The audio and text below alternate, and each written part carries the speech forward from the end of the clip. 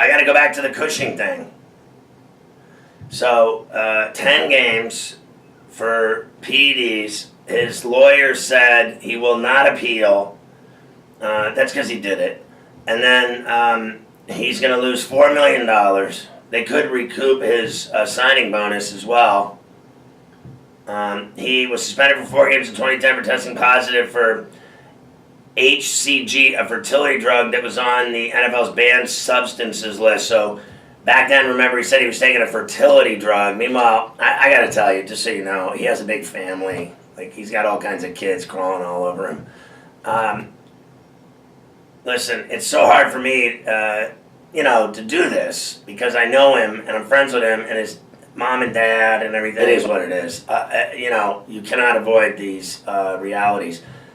I think he's finished in the NFL. I really do. I hate to say it because I think they're going to cut him. That's my gut feeling. I think he's never lived up to the numbers that he had back in the day when he was coming out of USC and he was like Rookie of the Year, and then they did the revote and he kept his award. This is after he got busted, right? Here he is, like 2009, he was the AP Defensive Rookie of the Year.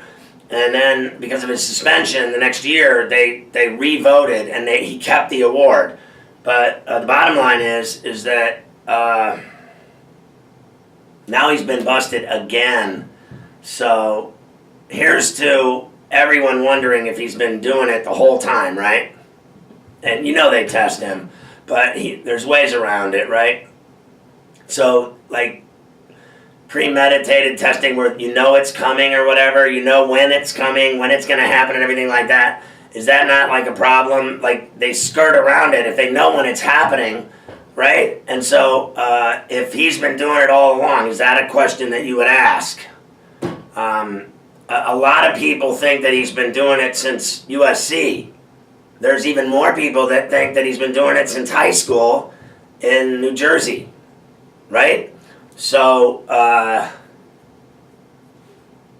when you saw him at USC, when he played there, he was literally, I said earlier on the show, he's the size of the Incredible Hulk. Was he not? There's pictures of him on the internet tonight that are just scary looking, of when he was really young, and he was just gigantic.